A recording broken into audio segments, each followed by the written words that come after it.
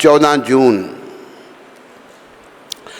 सबका स्वागत और धन्यवाद।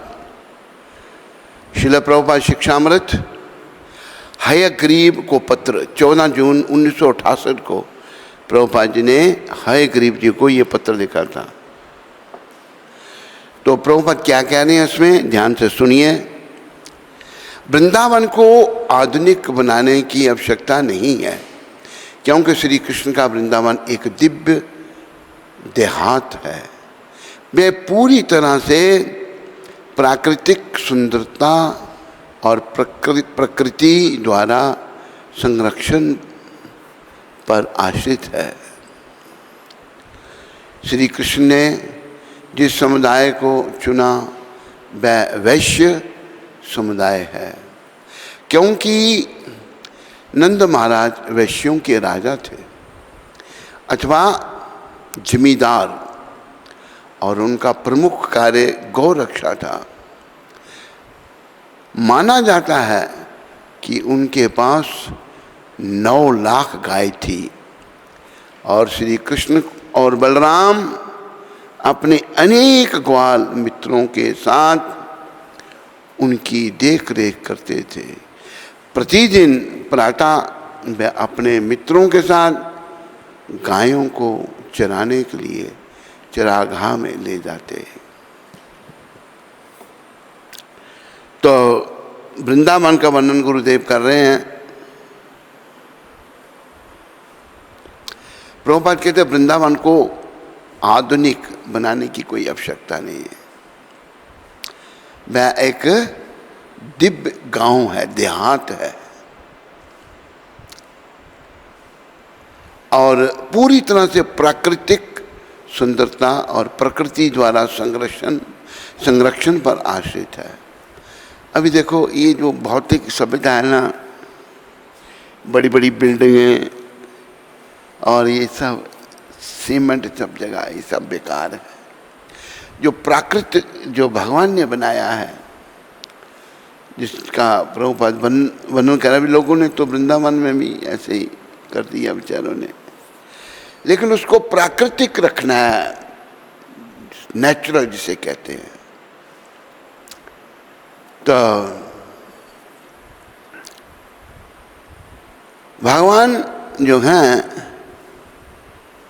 वहाँ पर वृंदावन में वैश्य परिवार में भगवान प्रकट हुए।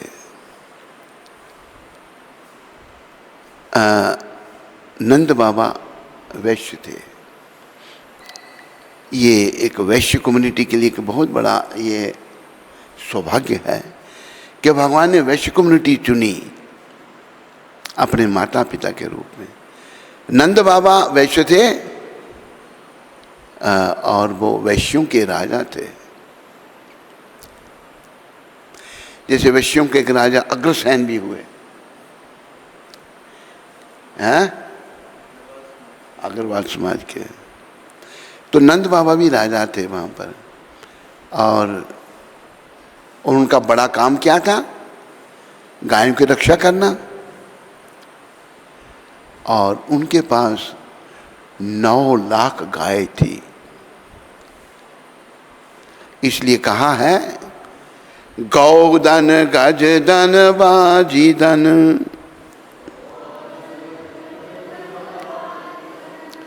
गाय का धन, हाथी का धन। बाजी क्या हुआ, कौन जानता है? गाय का धन और हाथी। हाथी बड़ा अमीर आदमी रख सकता है, और गाय का धन सबसे बड़ा धन भगवान, मतलब इस दोहे में बताया गया, भक्त बता रहे हैं। गौधन गजधन बाजीधन,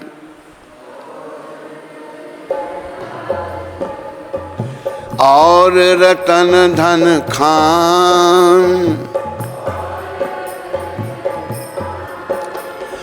जो आवे संतोष धन,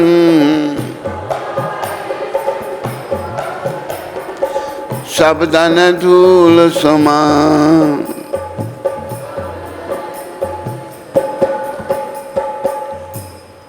रतन धन, रतन बड़े कीमती होते हैं। रतन धन खान। पर ये जितने भी धन हैं, अगर किसी को संतोष धन की प्राप्ति हो जाती है तो सारे धन जो हैं उसके लिए सब धन धूल समान।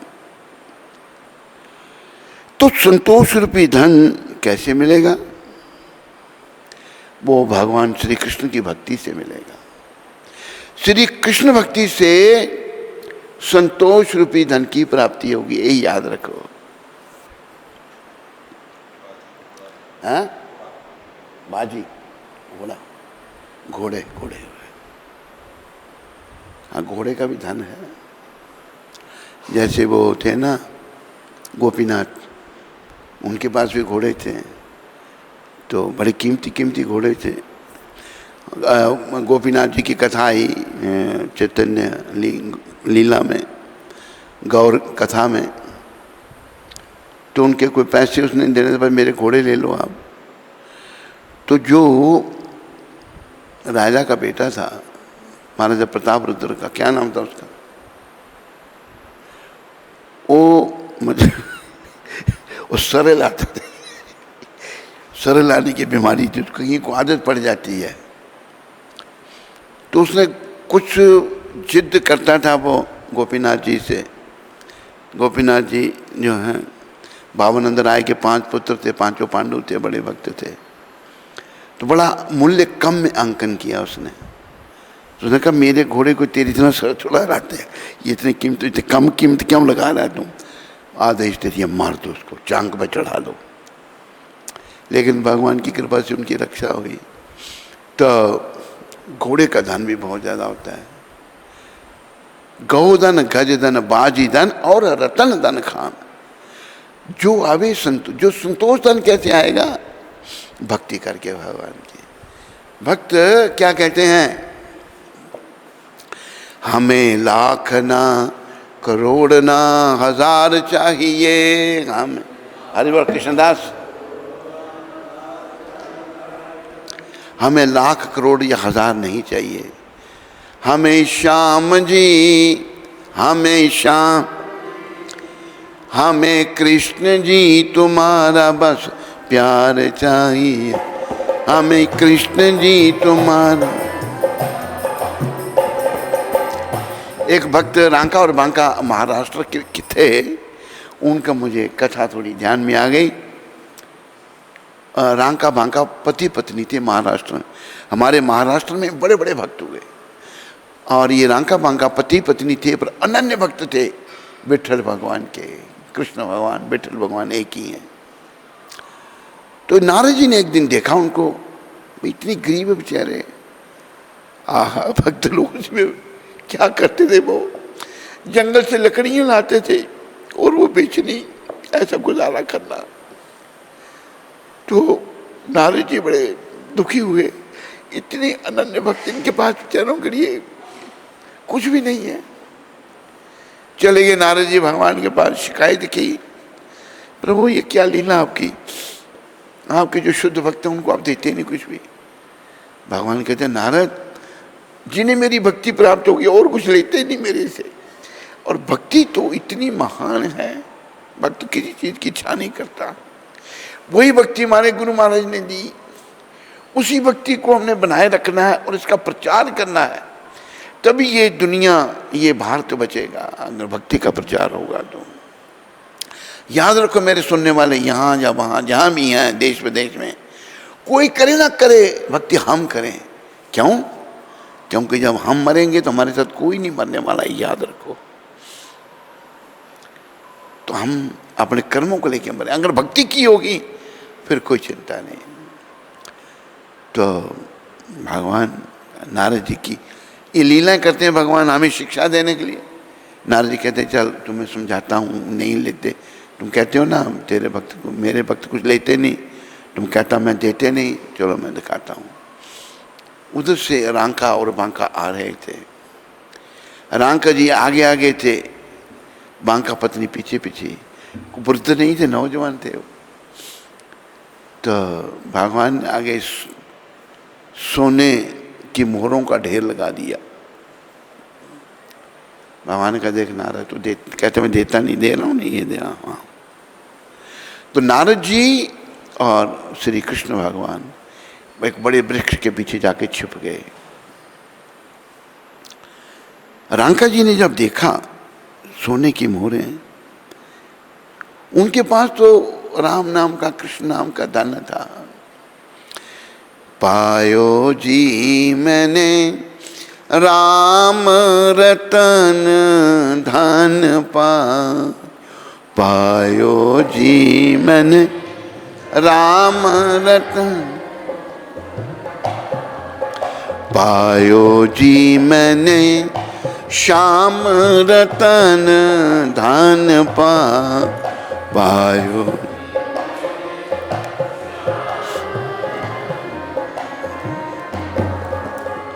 जिसे ये धन मिल जाता है वो सोने चांदी के पीछे नहीं जाता। सोने चांदी को कौन संभाल के रखता है? जिसे प्रभु नाम का धन नहीं मिला वो नाटक भले करे, मैं जपता हूँ बड़ा, पर नहीं। प्रेम तो बेकार की चीजों से है। रांका बांका के जीवन से शिक्षा लो। रांका महान, बांका उनकी पत्नी उनसे भी महान। और रांका जी सोचने लगे, समझ गए कि भगवान ने माया ली। बोला भाई इनको मोहरों को घर ले जाएंगे तो विठल भगवान का चिंतन नहीं होगा। देखो ये भाव है, क्योंकि सोना एक ऐसी चीज है मनुष्य को अपनी ओर आकर्षित करता है। तो हमें भगवान का चिंतन नहीं होगा, इनका चिंतन करना पड़ेगा। धन जब आ जाए घर में तो चिंता होती है, पर मेरी पत्नी पीछे आ रही है, वो कभी कहेंगे पतिदेव देखो भगवान ने हमारे लिए सोने की मोहरें भेजी हैं, इनको ले चलो, अच्छा घर ले लेंगे, अच्छी तरह रहेंगे, हम तो इतने गरीब हैं, फिर मैं मना नहीं कर सकूँगा। तो उन्होंने क्या करना शुरू किया, रांका जी ने सोने की मोहरों पर मिट्टी डालना शुरू कर दी। अगर आंखों के सामने कोई चीज़ जाती है, मन तुरंत वहाँ पहुँच जाता है। मेरी पत्नी देखेगी नहीं तो ले चलने के लिए भी नहीं कहेगी, तो हम इस संकट से बच जाएंगे। लेकिन बांका माता ने देख लिया कि उनके क्या कर रहे हैं, सोने की मोहरों पर मिट्टी डाल रहे हैं। और मां बड़ी भी पहुंची, दोनों महान। तो बांका माता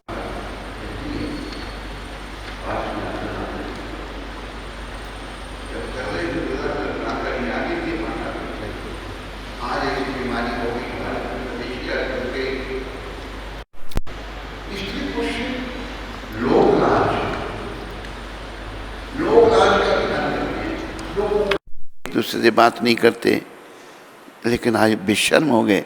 औरतें भी बेशर्म, मर्द भी बेशर्म। और कहा है डोगरी भाषा में, बेड़ा गर्क और ठंडी सड़क दुर्गति है।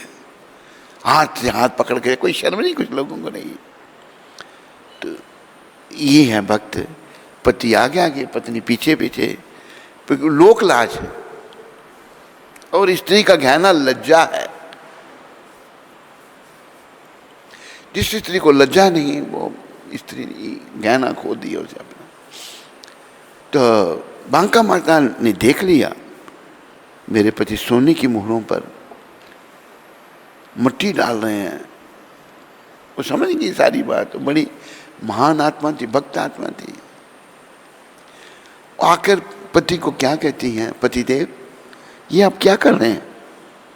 सोने अपना मिट्टी पर मिट्टी डाल रहे हैं। उसकी नजर में सोने की मोहरें मिट्टी से ज्यादा नहीं थी। हम सोने को इतना संभालते हैं ना, कलयुग में, कलयुग का वास सोने में होता है, याद रखो। सोने में कलयुग का वास है।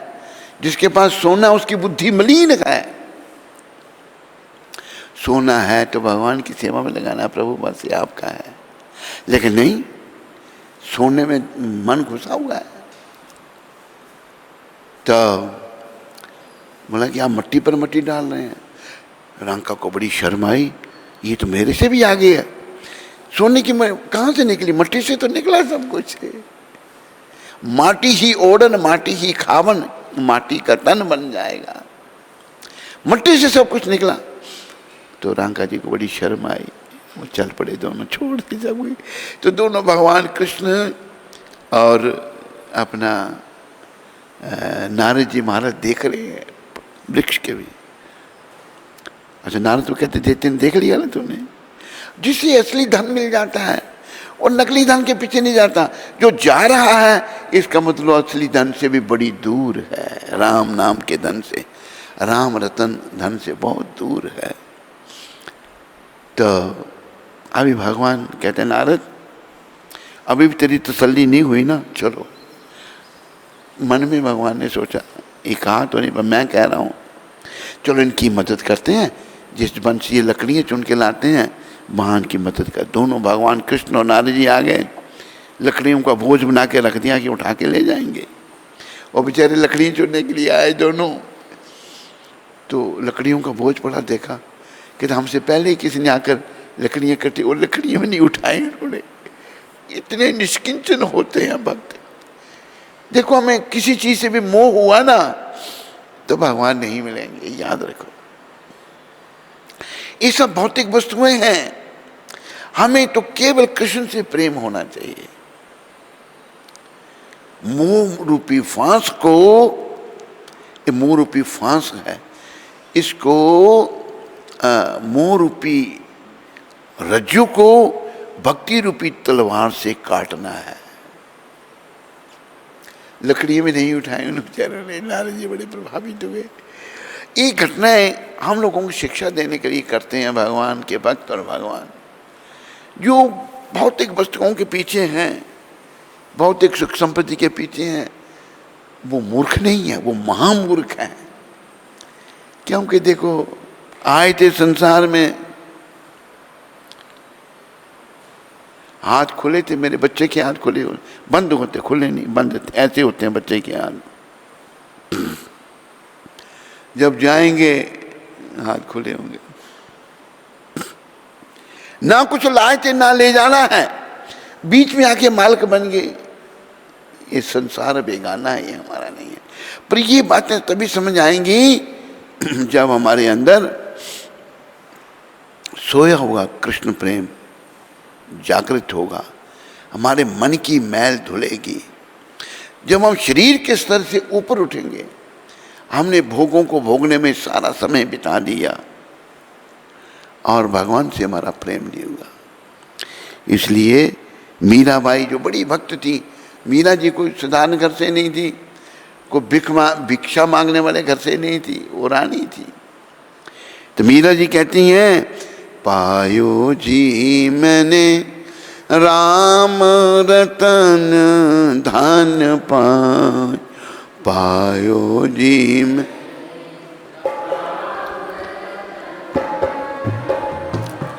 ये भगवान का धन कैसा है? वस्तु अमोलक धी मेरे सतगुरु, वस्तु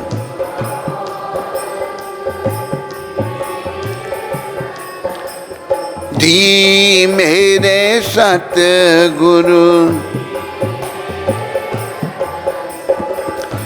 कृपा कर अपनायो, कृपा पायो जी मैंने राम रतन धन पायो जी मैंने,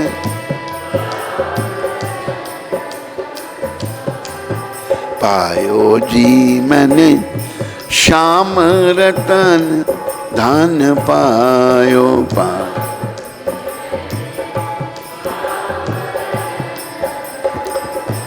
बात के बीच में एक बात आ रही है। आसन ले लिया कर, तुम आसन पे क्यों नहीं बैठता? अच्छा नहीं लगता? आसन पे बैठता। देखो, ये तुलसीदास जी के समय की बात है। एक अपना गंगा पार से एक व्यक्ति उनकी कथा सुनने आते थे रोज। ये भक्तमाल में कथा है, कथा सुनने आते थे। ये राम रतन धन कैसे मिलता है, इसकी बात है। कथा सुनने जब वो आते, एक दिन कथा में विलंब हो गया, तो वापस जाने के लिए अभी नौका भी नहीं थी, रात हो गई, शाम का समय हो गया। तो तुलसीदास जी कहते महाराज मैंने जाना है, गंगा के उस पार जाना है, उधर मेरा घर है। कहते आज यहीं रहो। कहते महाराज, उसने एक बात कही बड़ी अच्छी उस व्यक्ति ने। कहते महाराज जब मैं वहाँ घर पहुँच जाऊँगा तो मेरा ध्यान यहाँ रहेगा, अब मैं यहाँ रहूँगा तो ध्यान मेरा घर में रहेगा, वो तो ठीक नहीं है। अच्छा, तुलसीदास ने कहा इधर, उसके हाथ में भगवान का नाम लिख दिया, जाओ राम जी का स्मरण करते हुए, भगवान का नाम लेते हुए जाओ। जैसे तो वो जल पर थल की तरह चलने लग पड़े राम नाम के प्रताप से। जब चलने लगा व्यक्ति तो कहते क्या लिखा था मेरे हाथ में, हे तो मैं भी जानता था, जैसे मैं भी जानता तो गोते लगने लग पड़े। तुलसीदास जी देख रहे थे, गोते लगे, दो चार गोते लगा, लेकिन कहते बोल तुलसी वाले राम, तुलसी वाले राम। बोला फिर पार लग गया वो। जब नाम संतों से मिलता है तभी फलीभूत होता है। ऐसे तो नाम तो सब जानते हैं लोग, पर जब संतों से मिलता है, संतों के मिलने के बाद ही वो फलीभूत होता है। जैसे मीरा जी वर्णन कर रही हैं, ये मेरे सतगुरु ने मेरे को दिया, वस्तु अमोलक दी मेरे सतगुरु, कृपा कर, अपना कृपा करी और मैंने अपना लिया।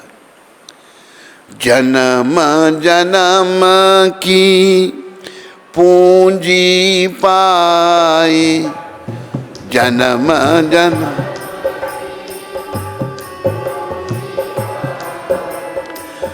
जग में सब खोवायो, जग में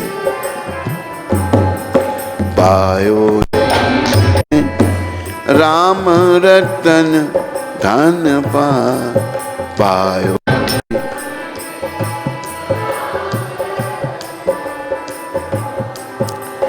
देखो किसी को बड़ी संपत्ति मिल जाती है बाप से, ऐसा भी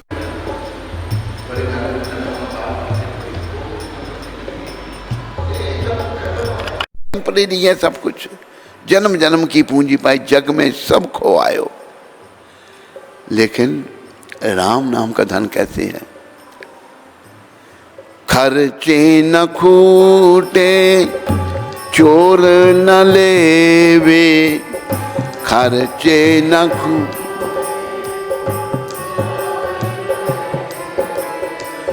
दिन दिन बढ़त सवायो, दिन दिन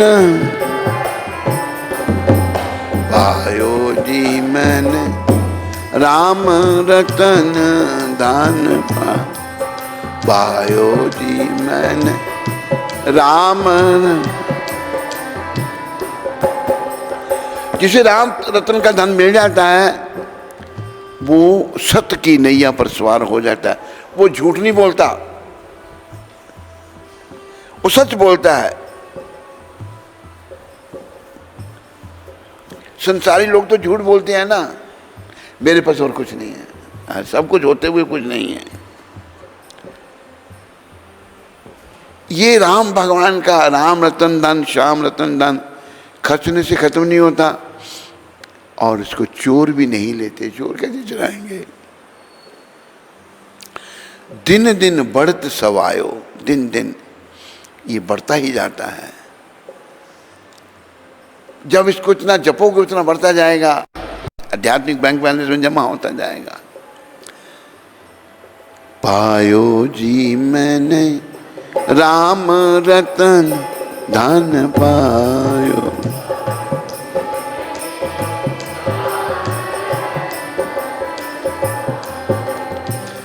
सत की नाव खेबेटिया सत गुरु सत।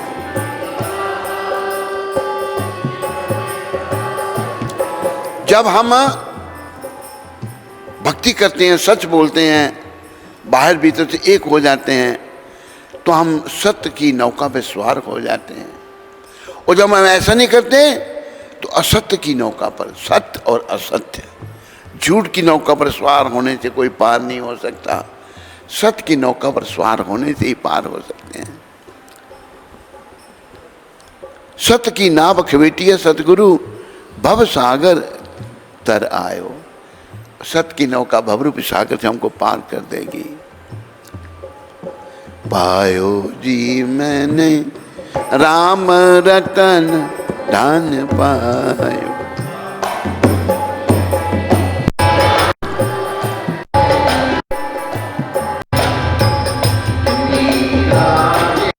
प्रभु गिरधर ना हरिबा हरखा हरख जस गाय, हरखा हरख जस पायो जी मैंने राम रतन धन पायो जी मैंने।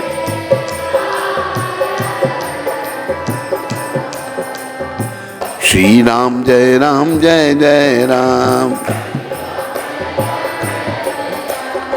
श्री राम जय राम जय जय राम। रघुपति राघवी राजा राम, पतिता पावन सीताराम। श्री राम जय जय राम, जय सिया राम जय जय सिया राम। तो मीरा जी कहती है मेरे तो भगवान गिरधर नागर हैं और बड़े प्रेम से उनका जिसका मैं गान करती हूँ। तो जब ये असली धन मिलता है ना, रांका और बांका को असली धन मिला हुआ था और वक्त देखो किसी चीज़ की जरूरत ही नहीं है।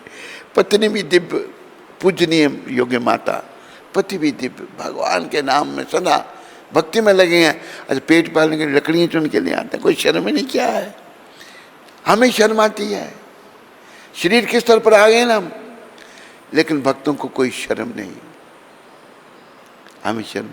लकड़ी चुन के लाते हैं बेचारे, शहर में बेचते हैं, जो पैसा दो पैसा मिलता है उससे गुजारा करते हैं। तो असली धन के पीछे पड़ो, अरे नकली धन के पीछे दुनिया पड़ी हुई है। प्रभुपद कृपा से तुम तो मत पढ़ो, मूर्ख, तेरे को मौका मिला राम नाम श्याम नाम के धन के पीछे पड़ने का, तू बेकार का धन जो है उसके पीछे पड़ा हुआ है, ये ठीक नहीं। तो भक्ति जो है वो धन आने से सारे धन तुच्छ हो जाते हैं, धूल के समान। जीव का किसी चीज़ में मन ही नहीं लगता। अभी हमारे रघुनाथ दास गोस्वामी जी की कथा है, उनके पास धन तो इतना था और राजा के बेटे थे। अपने पिता गोवर्धन मजुमदार और हिरण्य मजुमदार, एकमात्र संतान, एक ही पुत्र, कोई उनको किसी चीज़ में रुचि नहीं है उनकी, धन इतना जिसका कोई अंत नहीं। और पिता ने इतनी सुंदर कन्या से विवाह किया, अप्सरा के समान सुंदर। श्री रघुनाथ जी देखते भी नहीं थे उसकी तरफ। हम तो स्त्रियों को देखते हैं ना, देखते रहते हैं, ध्यान स्त्रियों की तरफ जाता है।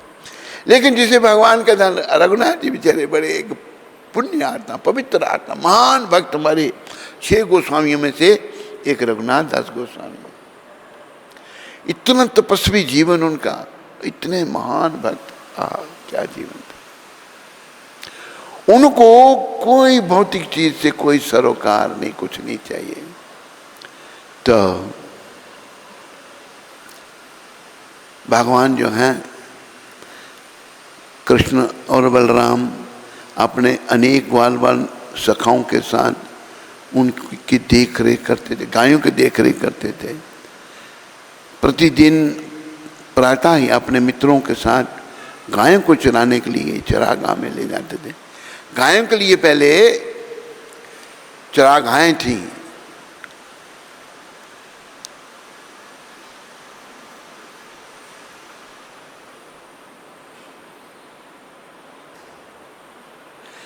अभी ये गौचारण भूमि रवाज था भारत में, अभी गौचारण भूमि खत्म हो रही है, वो भी गलत है। गौचारण भूमि जो है वो गाय के लिए रखी है, गाय को भी कुछ चाहिए। और गाय तो बेचारी घास खाती है और देती है अमृत के तुल्य दूध। तो भगवान ने यही शिक्षा दी, कोई पढ़ाई पढ़ाई कुछ नहीं किया, पढ़ाई गई थोड़े दिन गए सब कुछ। राम जी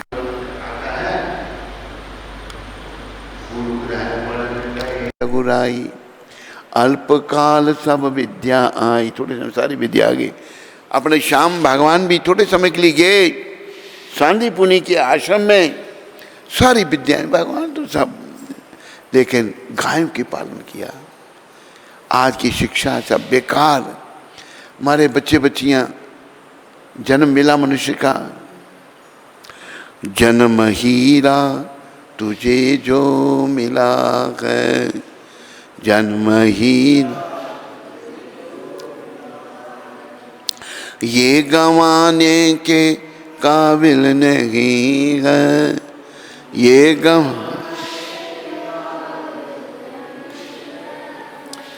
तेरा हर सांस अनमोल मोती, तेरा हर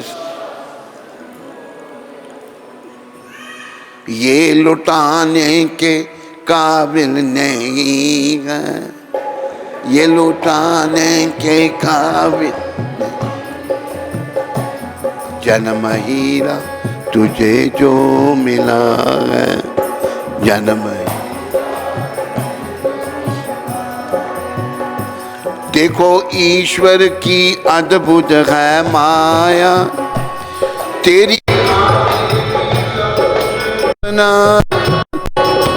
से ईश्वर को तूने भुलाया, जो भुलाने के काबिल नहीं है, जन्म हीरा।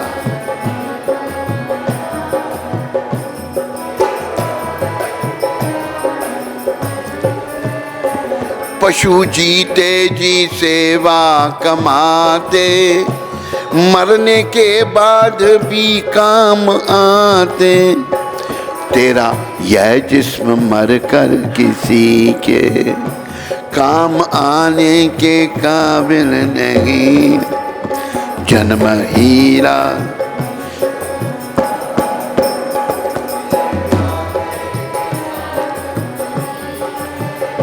तू तो विषयों में लिपटा है ऐसा, खर्च करता है जिन पे तू पैसा, तू तो विषय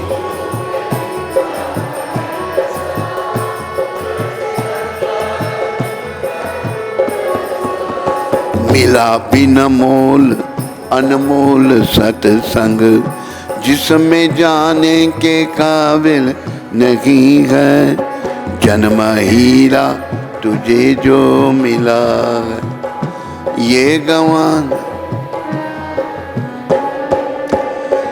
मौज मारे और निंदा कमावे, पाप करते नहीं शर्म आवे, तेरी रसना तो प्यारे प्रभु का, गीत गाने के काबिल नहीं है, जन्म हीरा।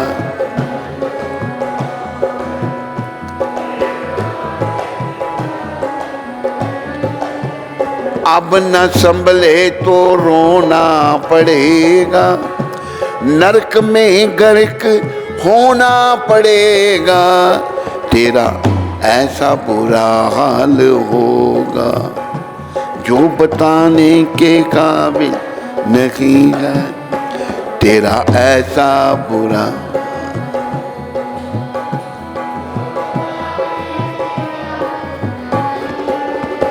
जन्म हीरा तुझे जो मिला है, जो गंवाने के काबिल नहीं।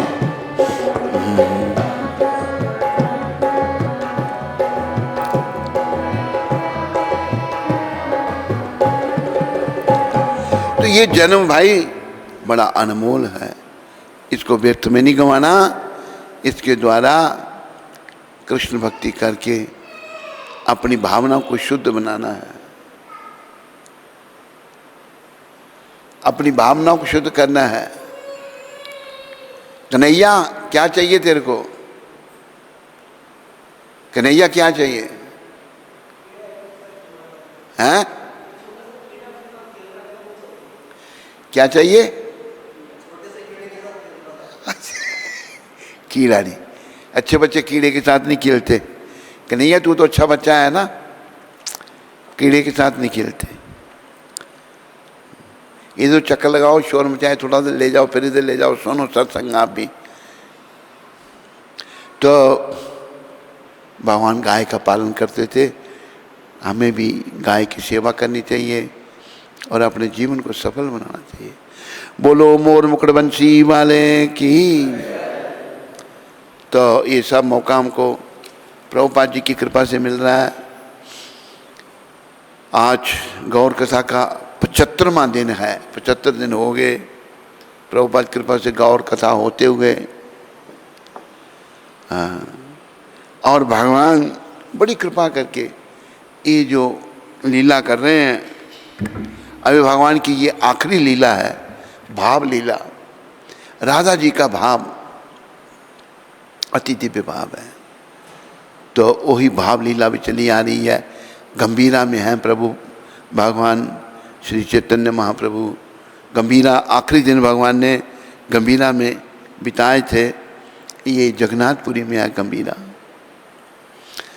और ये सब मौका हमको इनकी कृपा से मिल रहा है, प्रभुपाद जी की कृपा से। आओ बड़े प्रेम से सारे प्रभुपाद का नाम लें। जय जय जय प्रभुपाद,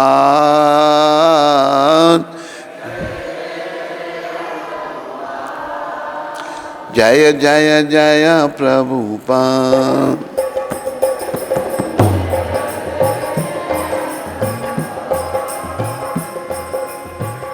जय जय जय प्रभुपाद,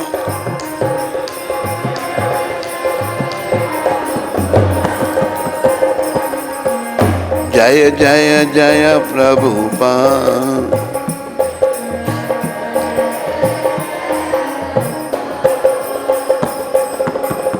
जय जय श्री कृष्ण चैतन्य नित्यानंदा, जय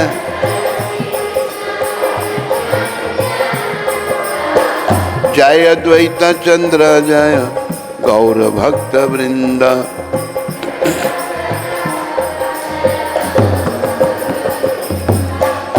जय अद्वैत चंद्र, जय गौर भक्त वृंदा।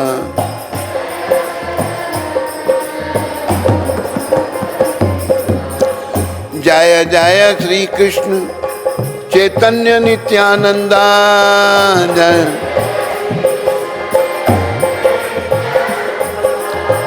जय अद्वैत चंद्र, जय गौर भक्त वृंदा।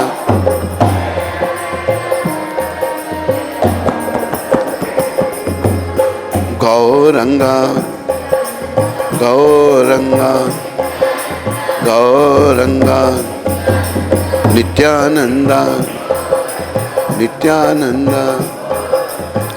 बोलो कली पावन अवतार गौर निताय द्वैताचार्य गदाधार श्रीवत्स ठाकुर की जय। महाप्रभु श्रीमती राधा रानी के भाव में ये प्रसंग चल रहा है। श्री गौर सुंदर गंभीरा के द्वार पर बैठकर बारंबार दीर्घ निश्वास छोड़ते हैं, फूट फूट कर रोते हैं, तथा कभी इधर कभी उधर देखकर स्वरूप गोस्वामी को पूछते हैं, मेरे प्राण प्यारे श्री कृष्ण कहाँ है?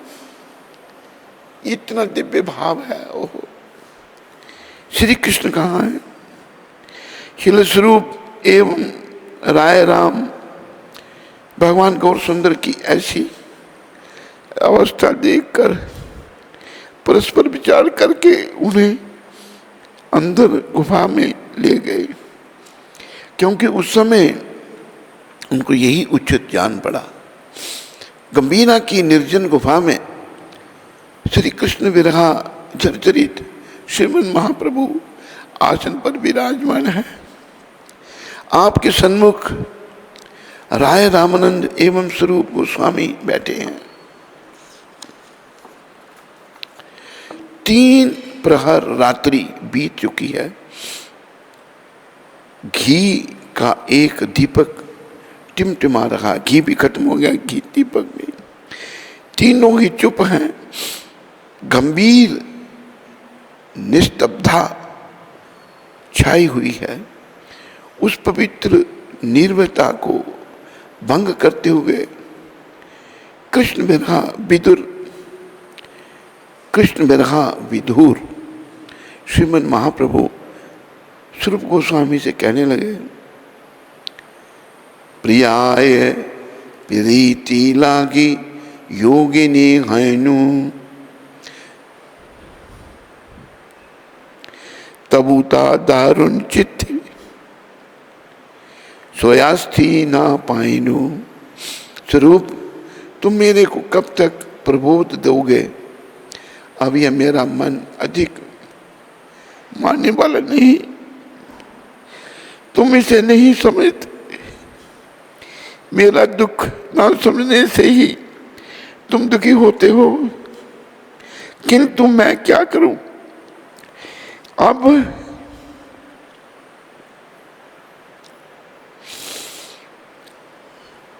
यही बताओ। श्री कृष्ण एक बार अपना चांद मुख दिखाकर चले गए। आने को कह गए पर अभी तक नहीं आए। यह दुख प्राण कैसे सहें? देखो कितना प्रेम है भगवान से कि भगवान के बिना में प्राण चले जाएंगे। ऐसा ही होना चाहिए। ऐसे कई भक्त हुए जिन्होंने भगवान के बिना में प्राण छोड़ दिए, भगवान के बिना में नहीं रह सके। यही बहुत दूर का प्रेम है। यह दुख प्राण कैसे सहें? सखी, इस जगत में मेरे तुल्य हतभागिनी और कौन होगी? मेरे प्राण बड़े कठोर हैं जो कृष्ण विरह में अभी तक बचे हुए हैं। अब मैं इन प्राणों को नहीं रखूंगी। राधा भामिक और हरि कह रहे हैं, श्री कृष्ण विरह दुख सहने से तो मेरे लिए अब मरना ही अच्छा है। यह कहते कहते कृष्ण वियोगी श्रीमन महाप्रभु प्रेम मूर्छा खाकर गिर पड़े। भगवान गिर पड़े। स्वरूप दामोदर तथा राय रामानंद ने श्री हरि को संभाल कर जैसे तैसे उन्हें सावधान करके कहा,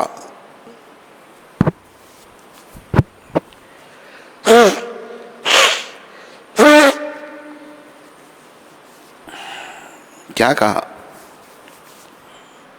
उन्होंने कहा, महाप्रभु, श्री कृष्ण श्री वृंदावन को छोड़कर कभी नहीं जाते। वे तो सदा श्री वृंदावन में ही रहते हैं। और आज भी जो वृंदावन है ना, कृष्ण वही है। जो द्वारका में गए तो कृष्ण वो अलग है। अनेकों रूप भगवान धारण करते हैं, लेकिन ब्रज को कृष्ण नहीं छोड़ते। आज भी अगर हम ब्रज में जाते हैं तो हमें अलग अनुभव होता है। पर यह भी बात है, प्रभुपाद जी ने कहा था, वर्णन आया प्रभुपाद जी की शिक्षामृत में, ब्रज में आखिरी समय ही जाना चाहिए, पहले नहीं। ब्रज में जाकर हमने अगर भौतिक सुखों की खोज की तो अपराध हो जाएगा। ब्रज में जाकर के अगर विषयों को भोगा तो अपराध हो जाएगा। वहाँ जाकर कृष्ण चिंतन होना चाहिए और कुछ नहीं। तो वे तो सदा वृंदावन में ही रहते हैं। यह सुनकर श्रीमन महाप्रभु बड़े प्रसन्न हुए। आनंद में गदगद होकर कहने लगे, श्री कृष्ण वृंदावन में हैं तो फिर क्या है? चलो मेरे को उनके पास ले चलो, सखी मेरा श्रृंगार कर दो, देर ना करो। महाप्रभु राधा भाव में पूर्ण उतर चुके हैं, मेरा श्रृंगार करो, मैं तुम्हारे से विनती करती हूं, मेरे को शीघ्र श्री कृष्ण के पास ले चलो, मेरा श्रृंगार करो, रात में जाऊंगी। ललिता मेरा लहंगा कहाँ है, ललिता मेरी चुनरी कहाँ है, टीका ले आओ, चलो आओ। मुझे मेहंदी भी नहीं लगाई, महावर भी नहीं लगाया। आज पूर्णिमा है ना, रास का दिन है, मुझे सजा दो ललिता, देर हो जाएगी। यह कहकर श्री कृष्ण प्रेमोन्मादिनी श्री राधा के भाव में विभोर श्रीमन महाप्रभु ने शीला स्वरूप गोस्वामी के दोनों हाथ पकड़ लिए। तब तो शीला स्वरूप दामोदर एवं राय रामानंद एक कठिन समस्या में फंस गए। सोचने लगे अब क्या करें। शीला स्वरूप दामोदर जो जी बोले श्रृंगार कर देंगे, अभी समय है, रास नृत्य में रात्रि में हम आपको लेकर चलेंगे। भाव है भगवान का इतना, बिल्कुल उसको सब सत्य भाव जो है वो भगवान सब सत्य मान रहे हैं। इसी समय भावनिधि श्री भगवान ने पुनः कहा, सखी ठहर, मेरा श्रृंगार से क्या प्रयोजन है, मैं तो अपने प्राण वल्लभ के पास जा रही हूं, फिर बाह्य वेशभूषा से क्या लाभ। देख मेरे तो संपूर्ण अंगों में आभूषण सजे हैं। यह कहकर श्री गौर हरि धीरे धीरे इस प्रकार गान करने लगे। भगवान ने क्या गान किया, कानु पर्श मणि अमार, दू कानेरा भूषण अमार, से नाम श्रवण, नयनेरा भूषण अमार, से रूप दर्शन, बदनेरा भूषण अमार, तार गुण गान, हस्तेरा भूषण अमार, से पद सेवन, भूषण की आर बाकी आछे, अमी श्री कृष्ण चंद्रखार, परियाची गले। भगवान यहाँ कह रहे हैं क्या श्रृंगार करना है। अनुवाद, उक्त पद को महान भावों ने श्री गौरांग महाप्रभु के श्रीमुख का पद बताया है। भगवान महाप्रभु बोले, कानू कृष्ण ही मेरी मणि है, मेरे आभूषण है, नाम श्रवण मेरी कानों का आभूषण है, भगवान का नाम मेरे कानों का, कृष्ण चरण स्पर्श हाथों से भूषण है, हाथों के भूषण कृष्ण भगवान के चरण स्पर्श, मेरे नयनों का आभूषण कृष्ण दर्शन, आंखें कहते कृष्ण के दर्शन। ललिता इसी श्रृंगार से मेरे देह को सजा दो, आज जल विहार है। भगवान जल विहार करते थे। भगवान महाप्रभु इस समय परिपूर्ण रूप में से राधा भाव में निमग्न है। आपको तनिक भी बाह्य ज्ञान नहीं है। कभी तो आप श्रील स्वरूप गोस्वामी का हाथ पकड़कर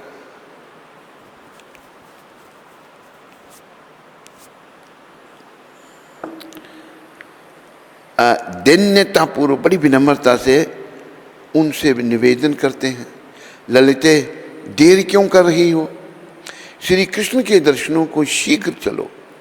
राय रामानंद का हाथ पकड़कर उनसे व्याग्रता प्रकाशित करते हुए कहते हैं, विशाखे श्री कृष्ण दर्शन के लिए चलती हो या नहीं? दोनों से कोई उत्तर ना पाकर श्रीमन महाप्रभु ने रोष में होकर कहा, तुम चलो या ना चलो, मैं तो श्री कृष्ण दर्शन के लिए जाती हूँ। यह कहकर आप उठकर चलने लगे। क्या दिव्य अनुभाव है। उसी समय श्रीमन महाप्रभु के भाव को समझकर शिला स्वरूप गोस्वामी ने उनके अनुरूप विद्यापति ठाकुर का यह गान आरंभ किया। विद्यापति ठाकुर का गान, नभ अनुरागिनी राधा किछु ना माने बाधा, एकली करल प्यान पत विपत नाही मान, तेजल मणिमय हार उच्च कूच माने भार, कर संचे कंकन मुदरी पथे तेजल सगरी, मणिमय मंजरी पाए मणि में मंजरी शाय, दूरे त्यजी चली जाए, यामनी घोर अंधियार मन मता हिया उजियार, बिदनी बितारल भाट प्रेमक आयुध कांठ, विद्यापति मति जान एछन न देखी आन। प्रेमोन्मुक्त भगवान महाप्रभु गान सुनकर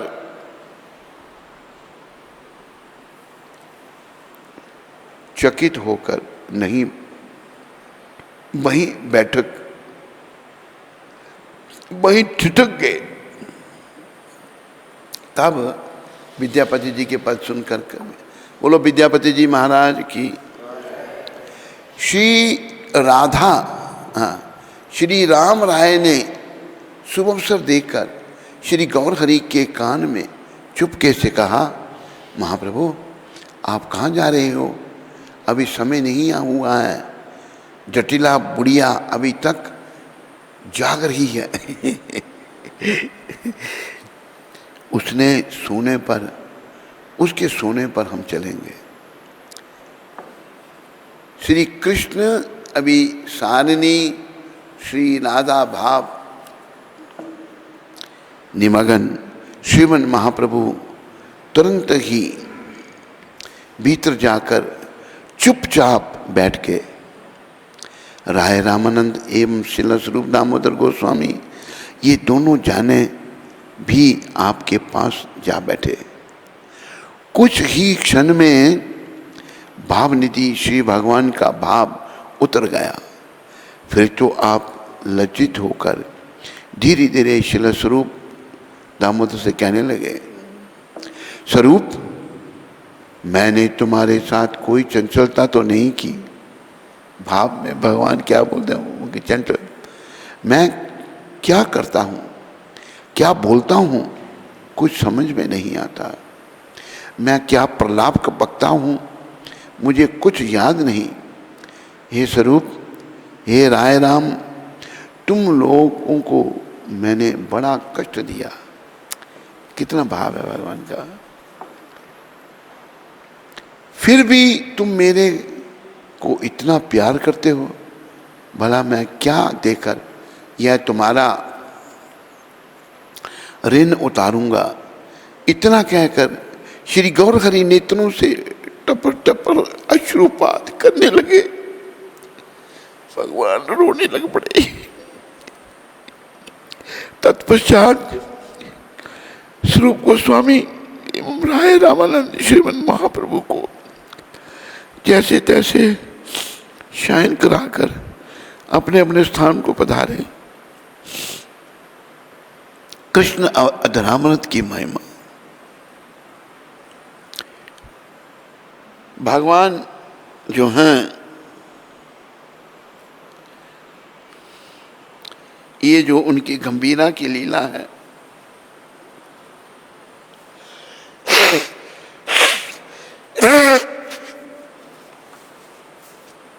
ये उच्च कोटि की नहीं, उच्चतम कोटि, इसकी कोई कोटि नहीं है, इतनी ऊंची लीला है। और उनकी कृपा से और विशेष करके हमारे गुरुदेव की कृपा से हम कलयुग के पतित जीवों को भी ये सुनने के लिए मिल रही है। एक दिन, अभी कृष्ण अध्यानामृत की महिमा, एक दिन कृष्ण प्रेमोन्मत्त श्रीमन महाप्रभु जगन्नाथ देव के दर्शन को पधारे तो आपको वह साक्षात ब्रजेंद्र नंदन दिखाई दिए। जगन्नाथ कृष्ण हैं, कृष्ण दिखाई दिए। श्री कृष्ण के पांचों गुण एक एक करके अकस्मात आपके मन में उतर आए। उस गुण स्मृति से आप एक बार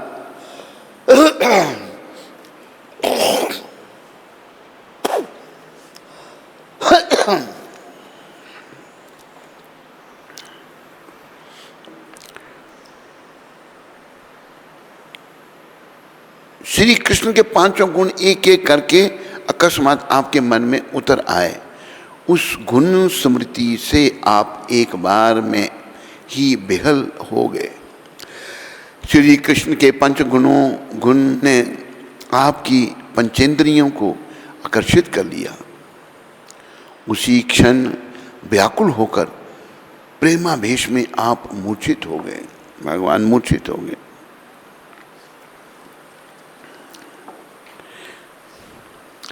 श्रीला स्वरूप दामोदर प्रवृत्ति भक्तगण अपने इष्ट देव को हाथों हाथ आश्रम में ले आए। आश्रम में प्रेम मूर्छा टूटने पर श्री गौर सुंदर स्वरूप और राय राम के गले लगकर नाना प्रकार से विलाप करने लगे। श्री कृष्णचंद्र ने पांचों गुणों को स्मरण करके आप श्री राधा भाव में ललिता विशाखा रूप दोनों भक्तों से इस प्रकार कहने लगे।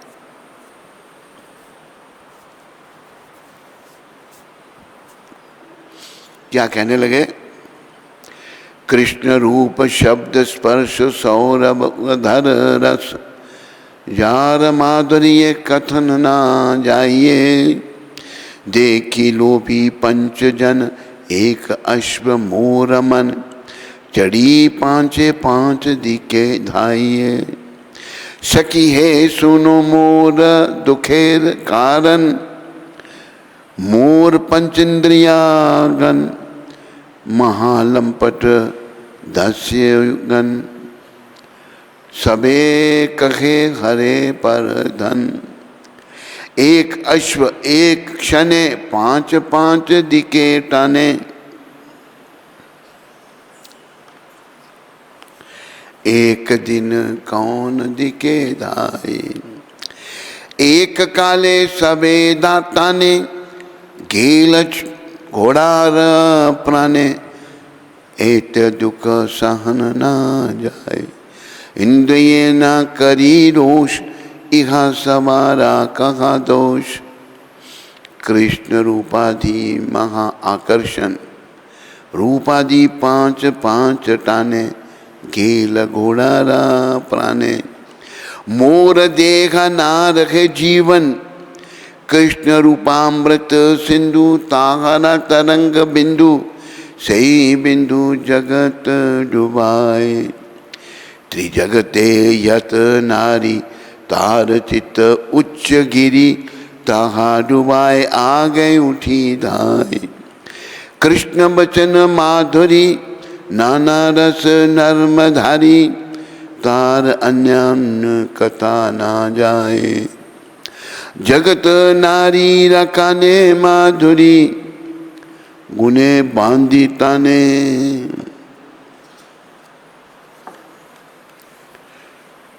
टाना टानी काने रे प्राण जाए।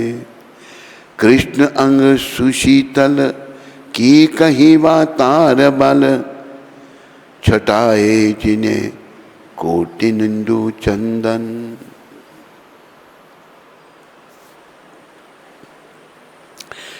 सुशैल नारी बक्ष ताहा आकर्षिते दक्ष आकर्षिये नारीना मन, कृष्ण अंग सौरभर मृग मद मदहर, नीलोत लेर हरे गर्भधन।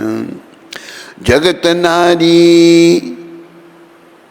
नारीर नासतार, भीतरे करे रे वास, नारी घने करे आकर्षण।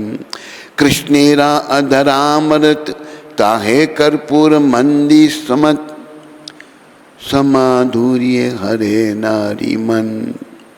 अन्यत्र छाड़या लोभ न पाइला मना क्षोभ, ब्रज नारी गनेरा मूलधन। ये चैतन्य चरितामृत में वर्णन है। अर्थात भगवान श्री कृष्ण का सौंदर्य उनके शब्दों की ध्वनि तथा उनकी वंशी की ध्वनि, उनका स्पर्श, उनकी सुगंध तथा उनके अधरों का स्वाद, ये सब अवर्णीय मधुरता से ओतप्रोत है। अब ये सारे गुण मेरी पांचों इंद्रियों को एकाएक आकृष्ट करते हैं। तो मेरी सारी इंद्रियां मेरे मन रूपी अकेले घोड़े पर एक साथ चढ़ जाती हैं, किंतु मैं 5 विभिन्न दिशाओं में जाना चाहती हूँ। हे सखी, मेरे दुख का कारण सुनो। मेरे पांचों इंद्रियां वस्तुतः असंयमित धूर्त हैं। वे भली भांति जानती हैं कि श्री कृष्ण पूर्ण पुरुषोत्तम भगवान हैं, किंतु तो भी वे श्री कृष्ण की संपत्ति का हरण करना चाहती हैं। मेरा मन उस अकेले घोड़े के समान है जिस पर दृष्टि इत्यादि 5 इंद्रियां आरूढ़ हैं। हर इंद्रिय उस घोड़े पर आरूढ़ होना चाहती है। इस तरह वे मन को एक साथ 5 दिशाओं में खींचती हैं। तो यह किस दिशा में जाएगा? यदि वे सब इकट्ठी खींचती हैं तो बेचारा घोड़ा निश्चित रूप से अपने प्राण त्याग देगा। भला मैं इस क्रूरता को कैसे सह सकती हूँ? हे सखी, यदि तुम कहो कि अपनी इंद्रियों को वश में करने का प्रयास करो, तो मैं क्या कहूँ? मैं अपनी इंद्रियों पर रुष्ट नहीं हो सकती। क्या यह उनका दोष है? श्री कृष्ण का सौंदर्य, शब्द, स्पर्श, सुगंध तथा स्वाद स्वभावतः अत्यधिक आकर्षक है। ये 5 गुण मेरी इंद्रियों को आकृष्ट कर रहे हैं और इनमें से हर एक मेरे मन को अलग अलग दिशाओं में खींच ले जाना चाहते हैं। इस प्रकार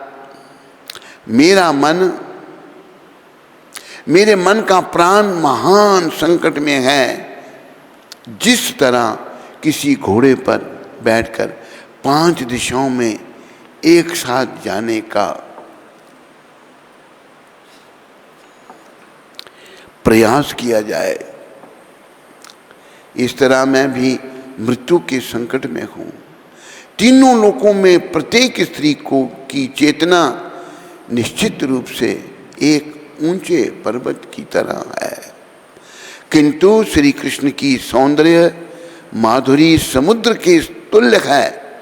उस समुद्र की एक बूंद भी संपूर्ण जगत को अपलापित कर सकती है और चेतना के सारे ऊंचे पर्वत को जलमग्न कर सकती है।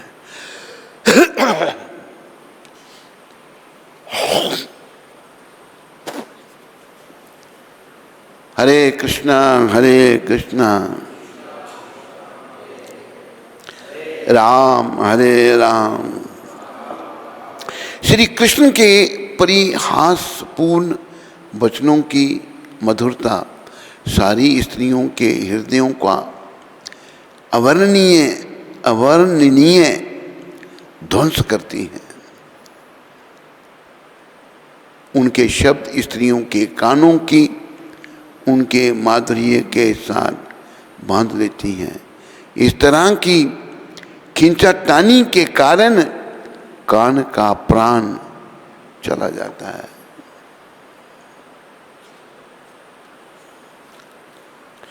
श्री कृष्ण का दिव्य शरीर इतना शीतल है कि उसकी उपमा चंदन लेप से या करोड़ों चंद्रमाओं से भी नहीं दी जा सकती। यह समस्त स्त्रियों के उन्मत्त पर्वतों जैसे स्तनों को दक्षता पूर्वक आकृष्ट करता है। निस्संदेह श्री कृष्ण का दिव्य शरीर तीनों लोकों की समस्त स्त्रियों के मनों को आकृष्ट करता है। श्री कृष्ण के शरीर की सुगंध कस्तूरी की सुगंध से भी अधिक मादक है और यह नील कमल की सुगंध का भी अतिक्रमण करने वाली है। यह संसार की समस्त स्त्रियों के नथुनों में प्रवेश करती है और वहीं अपना निवास स्थान बनाकर उन्हें आकृष्ट करती हैं। श्री कृष्ण के होंठ इतने मधुर हैं कि जब उनमें उनके मंद हास का कपूर मिल जाता है तब समस्त स्त्रियों के मनों को आकृष्ट करते हैं और उन्हें बाध्य कर देते हैं कि वे अन्य सारे आकर्षणों का परित्याग कर दें। यदि श्री कृष्ण की मंदहास रूपी मधुरता नहीं मिल पाती तो इससे महान मानसिक कठिनाइयाँ तथा शोक उत्पन्न होता है। यह मधुरता ही वृंदावन की गोपियों का एकमात्र धन है। बोलो वृंदावन की गोपियों की, बोलो ब्रज गोपिकाओं की। श्रीमन महाप्रभु के मुखारबिंद की कथा को कविराज गोस्वामी ने केवल मात्र छंदबद्ध ही किया है। श्री कृष्ण के पंचगुणों की अपूर्व माधुरी भक्तों की पंचेंद्रियों को किस प्रकार आकर्षण करती है, यही श्री गौर हरि ने उक्त पद में दिग्दर्शन कराया है। सत्य तो यह है कि जब यह जीव श्री कृष्ण प्रेम में मुग्ध हो जाता है तब उसको और कुछ अच्छा नहीं लगता। भगवान ये शिक्षा दे रहे हैं, बड़ी दिव्य शिक्षा है। जब ये शब्द बड़े ध्यान देने वाले हैं। सत्य तो यह है, क्या सत्य है कि जब यह जीव श्री कृष्ण प्रेम में मुग्ध हो जाता है तब उसको और कुछ अच्छा नहीं लगता। ये पहली थोड़ी चर्चा हुई इनकी कृपा से, गौर कृपा से। जैसे धन की बात हो रही थी ना, उसे कुछ भी अच्छा नहीं लगता। धन क्या, स्त्री क्या, पुत्र क्या, कोई भी अच्छा नहीं लगता। प्राकृत सौंदर्य और माधुर्य की श्री कृष्ण के अप्राकृत सौंदर्य एवं माधुर्य के साथ तुलना नहीं हो सकती। प्राकृत भौतिक और भगवान का जो माधुर्य है वो अप्राकृत आध्यात्मिक है। कोई तुलना नहीं, कोई ऐसी चीज़ है ही नहीं जिसकी उसके साथ तुलना की जाए। कविवर श्री चंडीदास ने अपने एक पद में जो कुछ लिखा है उसी की छाया ज्यों की त्यों निम्नलिखित पद में दी जाती है। मोकू सखी श्याम नाम कौन ने सुनायो, जब सो हूँ श्रवण कियो तब सो अकुलात हियो। धीरज मन धरत नागी सब विधि समुझायो, ना जानू नाम माही ऐसी का मधुरताई। छूटत मुख सोना रटन जतन करी छुड़ायो। रटत रटत जासु नाम सब विद्य, मैं भई निष्काम। कैसी करूं कहाँ जाऊं को ना बतायो। नाम को प्रभाव जासु ऐसी दशा करत तासु।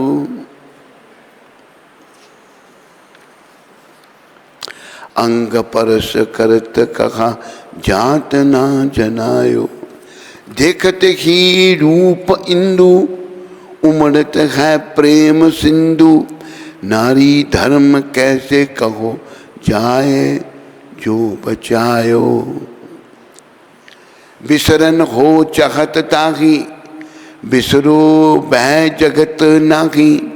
ऐसी दृढ़ है के नाम पिए में रमायो। कृष्ण विरहा कातर श्रीमन महाप्रभु स्वरूप एवं राय राम के गले लगाकर, राय राम के गले लगकर विलाप करते हुए कहते हैं, तुम स्वरूप राम राय कहाँ करूं कहाँ जाऊं। कहाँ गेले कृष्ण पाऊं दूं मेरे कहाँ से उपाय। इस प्रकार श्री कृष्ण विरह में श्रीमन महाप्रभु की अवस्था दिन प्रतिदिन बढ़ती ही जाती है। शिला स्वरूप एवं राय राम कृष्णाकर्षण कृष्ण करनामृत गीत गोविंद के श्लोकों विद्यापति एवं चंडीदास के भावोचित पद गा गा कर समय समय पर आपकी विरहा व्यथा को कुछ शांत करते हैं, परंतु फिर आपकी विरहाग्नि भड़क उठती है, क्योंकि जो इस माधुर्यामृत का सदा पान करता है उनकी तृष्णा कभी शांत नहीं होकर निरंतर बढ़ती ही है। श्री कृष्ण की अद्भुत रूप सुधा का पान करके जिस प्रकार नेत्रों की प्यास बढ़ती है, घटती नहीं, अर्थात जितना देखो उतना ही देखने को मन अधिक चाहता है।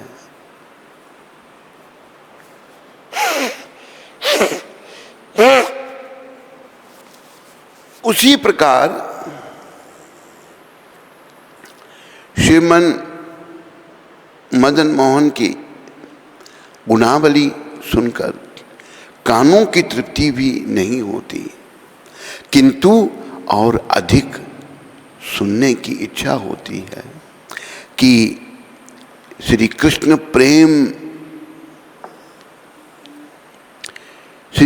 प्रेमा भी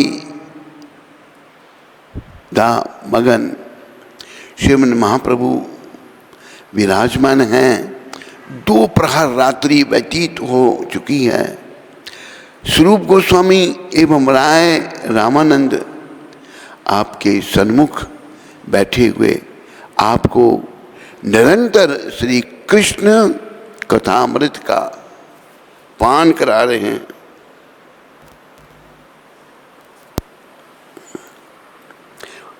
शिला गोविंद द्वार पर बैठे माला जप कर रहे हैं। इसी समय श्री गौर हरि को कुछ बाह्य ज्ञान हुआ। आप शिला स्वरूप एवं राय राम को सन्मुख देकर कहने लगे, भक्तों रात्रि अधिक हो गई है, अब जाकर विश्राम करो। मेरे लिए जो तुम रात्रि भर जागरण करके इतना कष्ट उठाते हो, इस ऋण को मैं उतार नहीं सकता। शिला स्वरूप ने कहा, हे महाप्रभु, आपको इस क्षण एक क्षण भी छोड़ने का मन नहीं करता।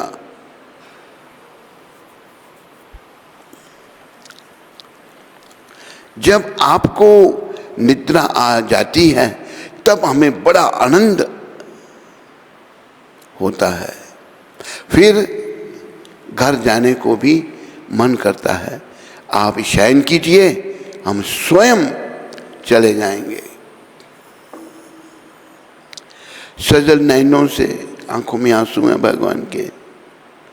अत्यंत मृदु स्वर में श्रीमन महाप्रभु ने उत्तर दिया, मैं स्वस्थ भी हो जाऊं, मुझे निद्रा भी आ जाए, किंतु मेरे प्राण वल्लभ श्री कृष्ण मेरे को स्वस्थ देखना नहीं चाहते। शिला स्वरूप एवं राय राम ने फिर कुछ नहीं कहा। शिला गोविंद को श्री भगवान के शयन का भार समर्पण करके दोनों भक्त श्री गौर हरि की चरण वंदना कर अपने स्थान को चले गए। जय सच्चिनंदन गौर हरि,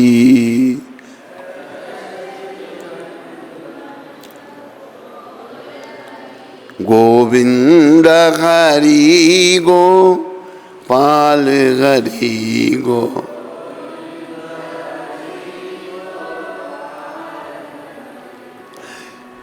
वंदे कृष्ण नंद कुमार,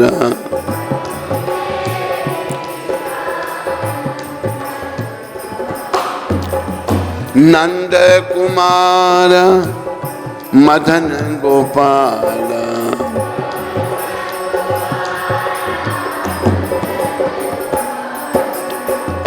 मदन गोपाल मोहन रूपा,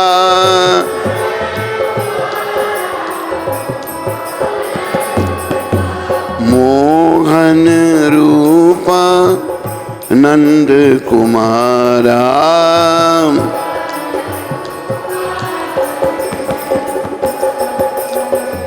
जय जय देव हरि,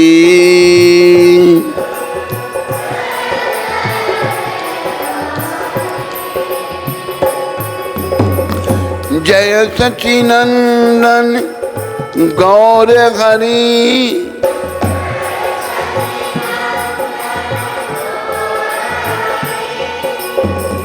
जय प्रभु दीन दयाल हरि,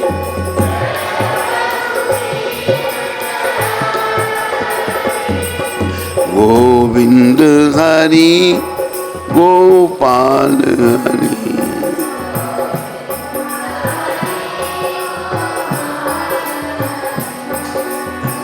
वंदे कृष्ण नंद कुमारा,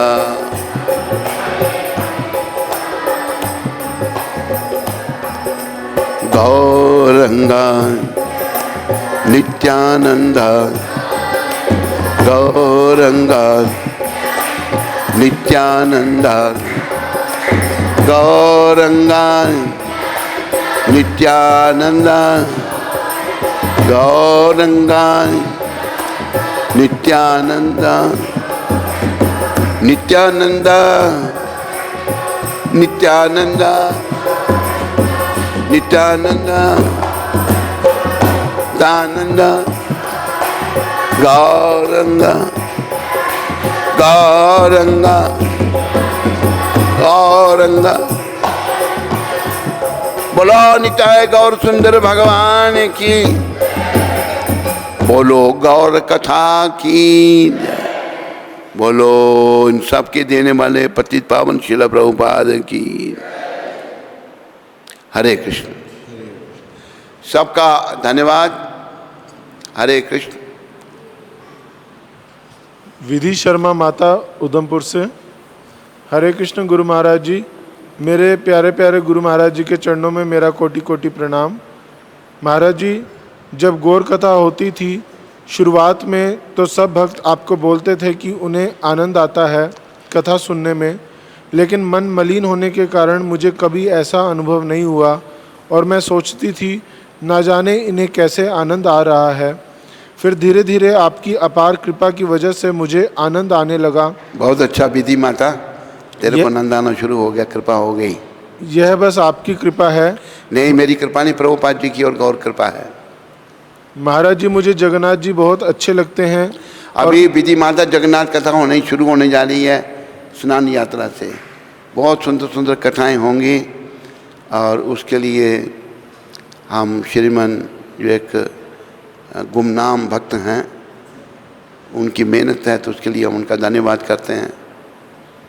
उनका नाम गुमनाम बता दें? हैं? हाँ, उनका बोलो गुमनाम दास है। मेरा बहुत मन था कि आपके मुख से जगन्नाथ जी की लीलाएं सुनूं। हैं? मेरा बहुत मन था कि आपके मुख से जगन्नाथ जी की लीला भी जगन्नाथ जी की लीला इसके बाद शुरू होंगी। और कल ही मुझे पता लगा कि स्नान यात्रा से आप जगन्नाथ जी की कथा आरंभ करोगे।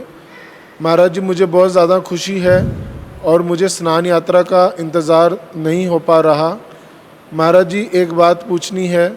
मैं अपनी 16 माला तो बड़े आनंद के साथ ब्रह्म मुहूर्त में कर लेती हूँ, लेकिन उसके बाद 16 से जब अधिक माला करनी हो दिन में, तो मुझ में वो जोश नहीं आ पाता नाम जपने का जो 16 माला करते समय होता है। कृपया मार्गदर्शन करें। जो 16 माला के बाद करती हैं तो क्या होता है? फिर वो जोश नहीं रहता और जप करने का। कोई नहीं, करते रहो, धीरे धीरे ये उतार चढ़ाव आते रहते हैं शरीर में। 3 गुण है, कभी सतोगुण, कभी रजोगुण, कभी तमोगुण। मन अभी शुद्ध नहीं है, करते रहना है, धीरे धीरे कृपा होगी। नेहा परदेसी माता फैजपुर से। गुरुदेव आपके नेहा परदेसी वही है। नेहा परदेसी माता को जानते हो तुम? फैजपुर। हाँ।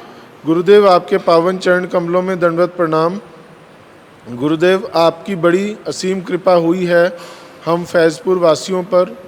आपने मुझे कहा था कि एक दिन भक्तों का संग होगा और आज हर रविवार को फैजपुर मंदिर में सत्संग हो रहा है।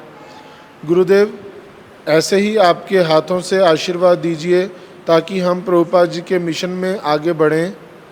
और गुरुदेव, हमें आपकी गौर कथा से बहुत प्रेरणा मिल रही है। आपको इतना प्रसन्न देखकर हमारा उत्साह बढ़ जाता है। हरे कृष्ण। शुभकामनाओं के साथ माता भगवान कृपा करें, गौर निताय कृपा करें, प्रभुपाद कृपा करें। अच्छी बात है, बड़ी प्रसन्नता है। बस प्रचार करो, हरि नाम करो, हरि नाम करवाओ। इसी से हम लोग बच पाएंगे और अपने भविष्य को उज्जवल बना पाएंगे। विश्वमोहन प्रभु महाराष्ट्र से। हरे कृष्ण गुरु महाराज जी, दंडवत प्रणाम। आप हमेशा कहते हैं कि प्रभुपाद जी की कृपा से ये होगा वो होगा, तो मेरा प्रश्न है कि ऐसी मानसिकता कैसे विकसित की जाए कि गुरुदेव और प्रभुपाद की वजह से सब कुछ संभव होता है। इसके लिए हो गया। और मुझे अपनी शरण में भक्ति करने के लिए आशीर्वाद प्रदान कीजिए। ऐसा है विश्वमोहन, तेरे को तो बहुत पहले आशीर्वाद दिया था हमने, और धीरे धीरे प्रकृति होगी। कुछ दोष हमारे कर्मों के कारण आ जाते हैं जो हमको दूर ले जाते हैं, लेकिन हमें प्रयासरत रहना चाहिए, प्रयास करते रहना चाहिए और प्रभुपाद जी के चरणों में प्रार्थना करनी चाहिए, तो हम धीरे धीरे आगे बढ़ेंगे। स्कंद पुराण में तुलसी देवी की प्रशंसा इस प्रकार की गई है। मैं तुलसी देवी को नमस्कार करना